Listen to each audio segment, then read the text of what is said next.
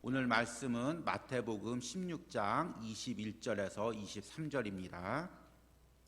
마태복음 16장 21절에서 23절까지 우리 교독으로 읽겠습니다. 제가 먼저 읽습니다. 이때로부터 예수 그리스도께서 자기가 예루살렘에 올라가 장로들과 대제사장들과 서기관들에게 많은 고난을 받고 죽임을 당하고 제3일에 살아나야 할 것을 제자들에게 비로소 나타내시니 베드로가 예수를 붙들고 항변하여 이르되 주여 그리 마옵소서 이 일이 결코 주께 미치지 아니하리이다. 우리 같이 읽습니다. 예수께서 돌이키시며 베드로에게 이르시되 사탄아 내 뒤로 물러가라. 너는 나를 넘어지게 하는 자로다. 내가 하나님의 일을 생각하지 아니하고 도리어 사람의 일을 생각하는도다 하시고 아멘. 우리 이제 이 코로나 상황이 이어지면서 우리가 또 좋아진 부분은 뭐냐면 우리가 말씀들을 아주 쉽게 접할 수가 있다는 것입니다. 그래서 이제 방송마다 또 인터넷에서 유튜브에서 우리들이 이제 여러 말씀들을 이제 듣고 저도 이제 우리 청년들한테 이야기를 들어보니까 또 이제 여러 목사님들의 설교를 듣는다고 이야기를 하고 있습니다. 그런데 이게 장점이자 또 단점이 될 수가 있는 게 우리가 말씀들을 너무 이렇게 인터넷으로 쉽게 접하다 보니까 이 말씀이 귀한 줄을 많이 잊게 됩니다. 그리고 또 이 말씀 저 말씀 듣다 보니까 또 다르게 얘기할 때는 이게 진리인가 저게 진리인가 이제 우리가 헷갈릴 때가 있습니다. 그래서 이 말씀이 풍성할수록 오히려 성도들이 더 방향을 잃고 정말 이 시대 때 어떻게 사는 게 하나님이 기뻐하는 건가, 이렇게 혼란스러울 때 내가 어떻게 살아야 되는가 고민할 때가 있습니다. 고민될 때 우리가 어떻게 길을 찾아야 될까? 어떻게 길을 찾아야 될까요? 가장 좋은 방법은 다시금 우리가 말씀 앞으로 돌아와서 정말 말씀에서 예수님께서 말씀하신 그 그리스도인들의 길이 무엇인지를 깨닫고 그 길을 찾아가는 것입니다. 그런데 놀랍게도 이제 우리가 마태복음 16장을 수요일 말씀으로 이어가고 있는데 이 말씀 가운데 진정한 제자의 길이 나옵니다. 그러니까 여러분들이 이 말씀만 잘 묵상하고 제가 들려주고 해석하는 것도 중요하지만 여러분들이 이 말씀을 잘 묵상하면서 예수님이 내게 말씀하시는 그 제자의 길을 찾고 발견하고 이 시대에 흔들림 없이 그 길을 가는 은혜가 있길 바랍니다.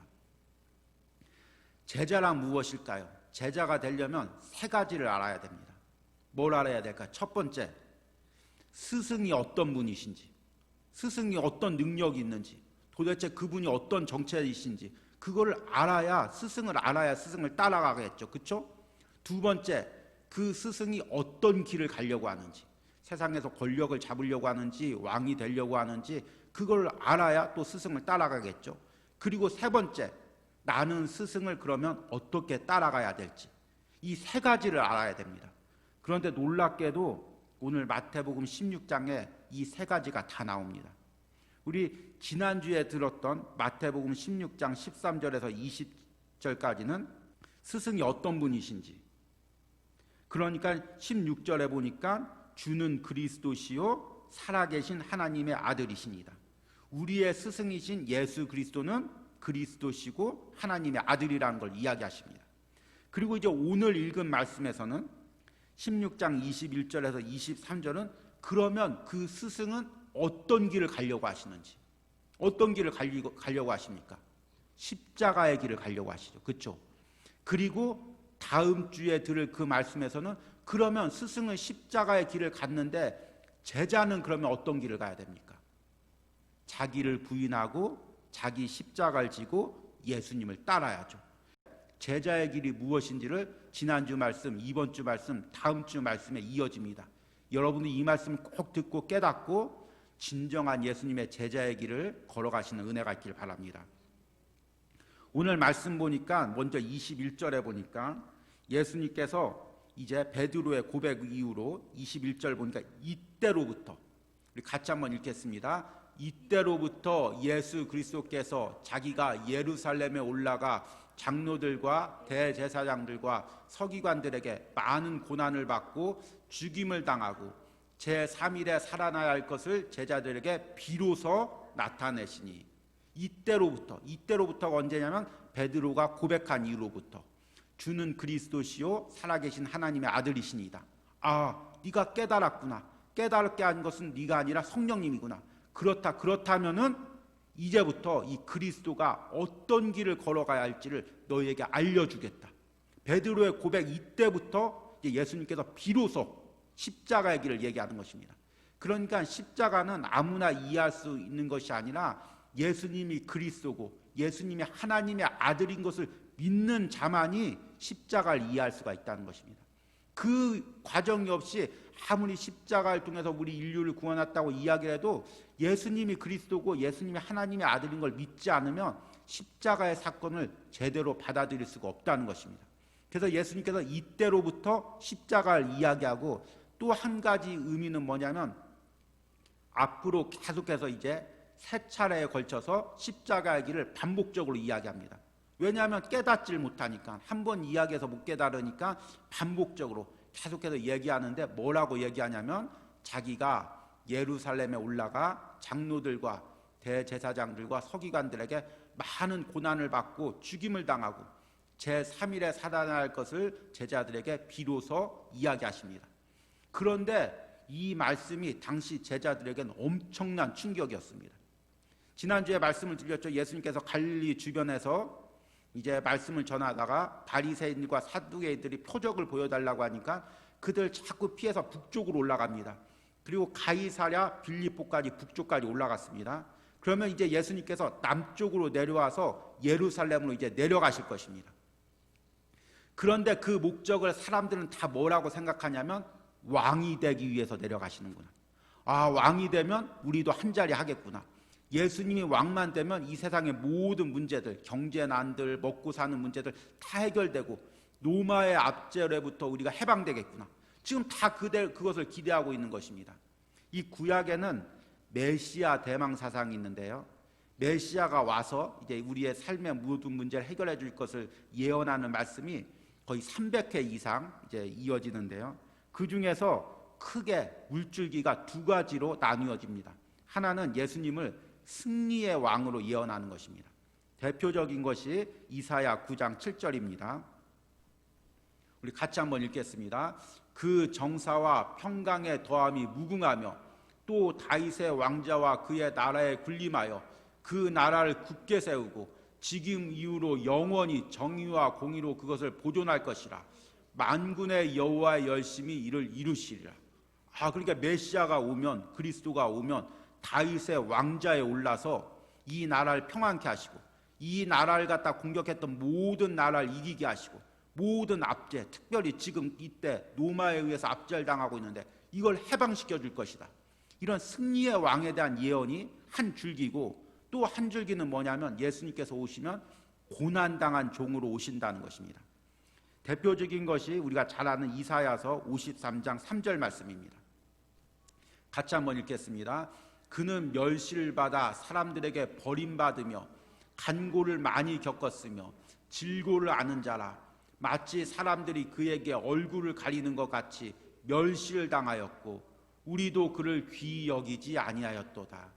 예수님 메시아가 오실 때는 낮은 모습으로 천한 모습으로 오셔서 그 멸시와 천대를 받고 고난을 당하고 우리 죄를 대신 지고 가는 어린 양같이 그것을 감당한다는 그런 부분입니다.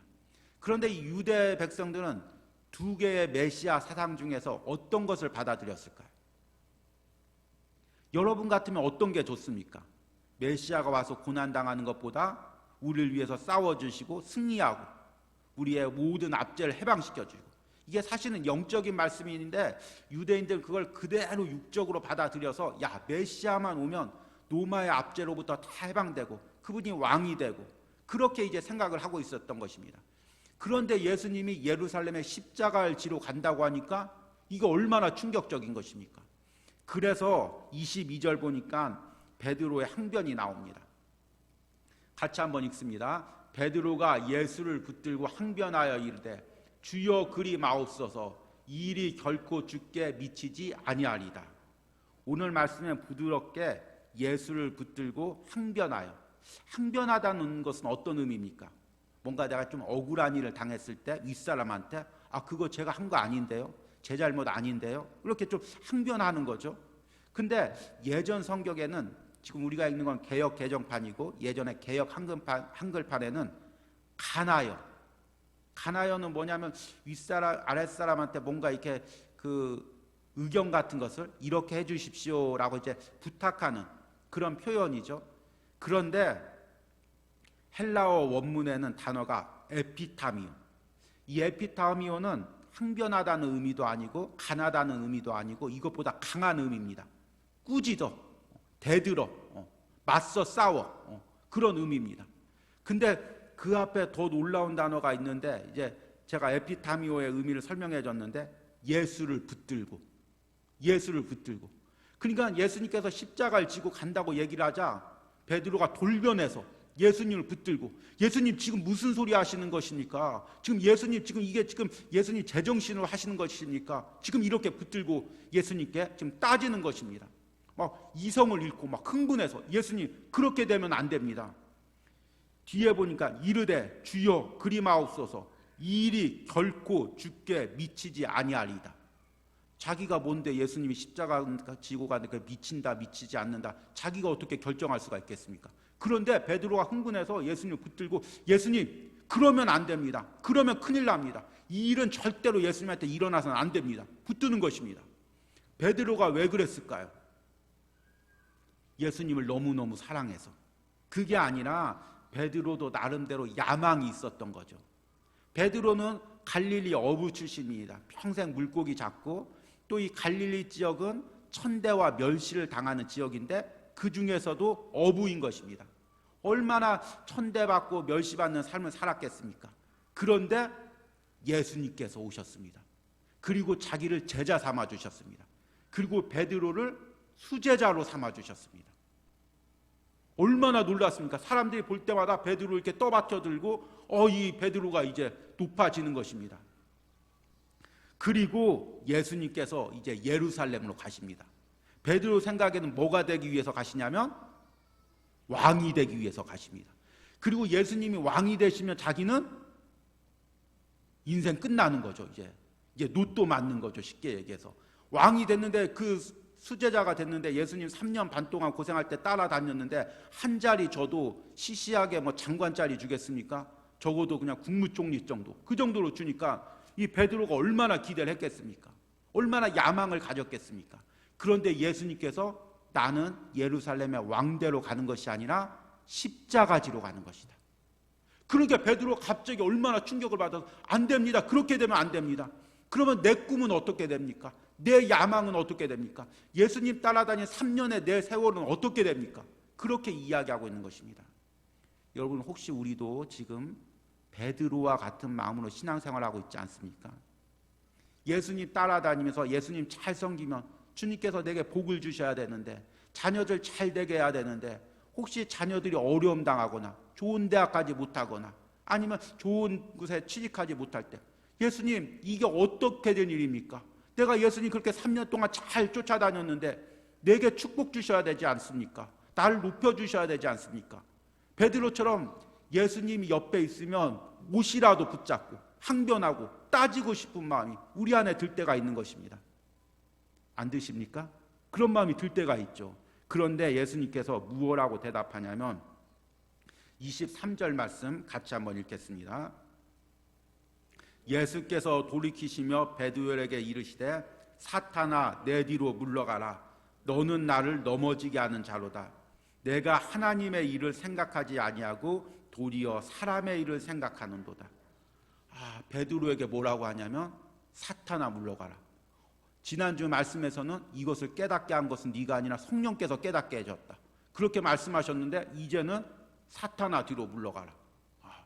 그러니까 이건 베드로가 사탄이라는 게 아니라 베드로가 이런 생각을 하게 된 것은 뒤에서 사탄이 역사한 거죠.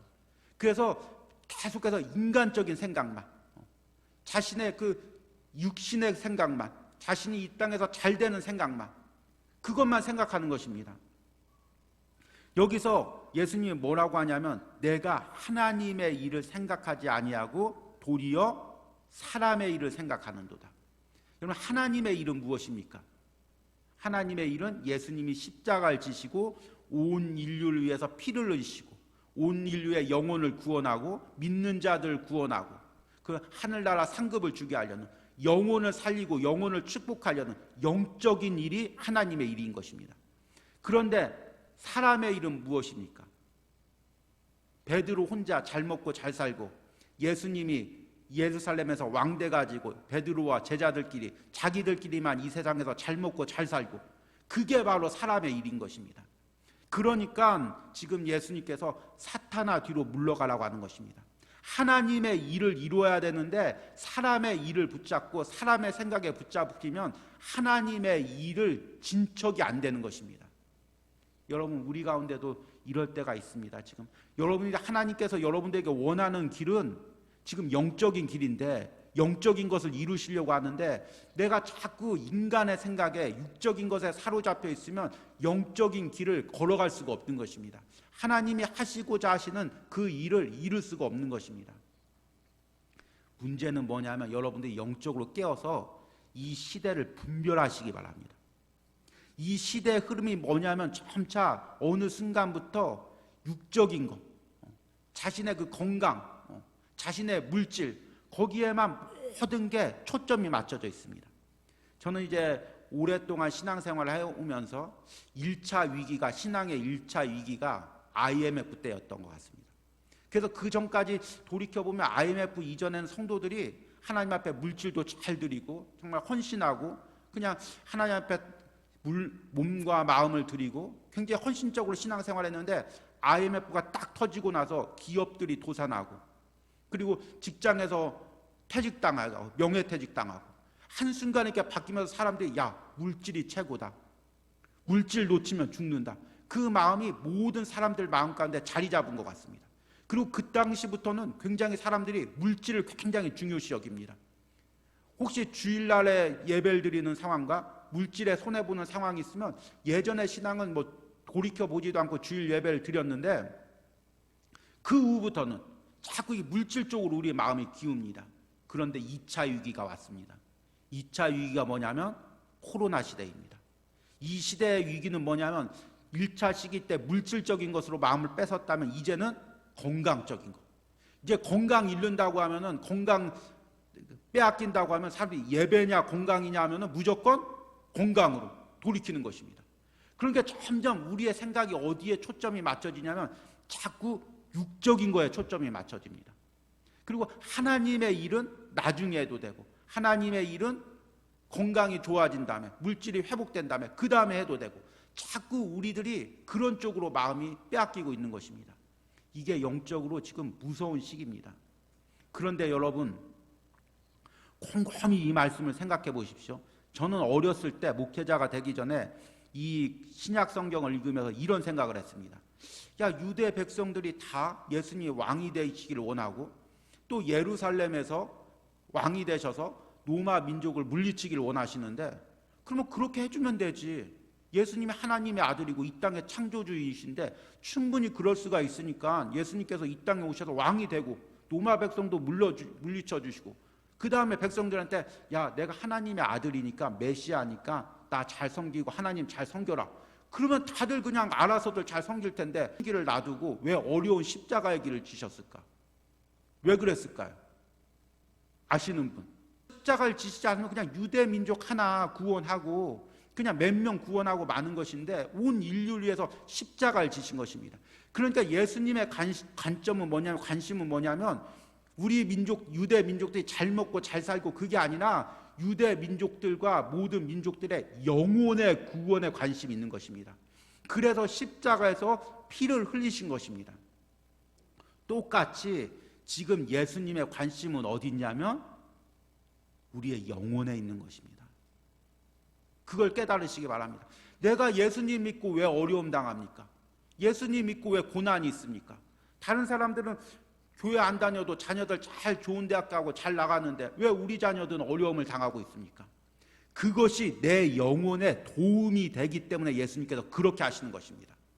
나의 관심은 내가 육적으로 잘 먹고 잘 살고 가정이 잘 되는 게 먼저지만, 예수님의 관점은 내가 이 물질의 축복을 주었을 때 이 사람이 영적으로 성장할 수 있는가, 그것을 먼저 생각하시는 것입니다.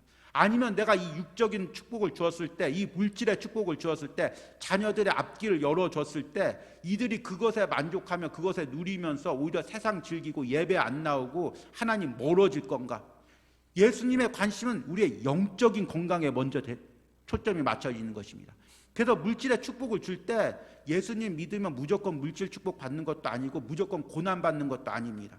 하나님께서 딱 보시고, 야, 이 물질을 주면 이 집사님이, 이 권사님이 하나님 잘 섬기겠구나. 이 물질로 세상 쾌락 안 즐기고 하나님께 드리고 헌신하고 주의 일 하면서 오히려 신앙생활 더 잘하겠구나. 그러면 하나님께서 물질의 축복을 주시는 것입니다.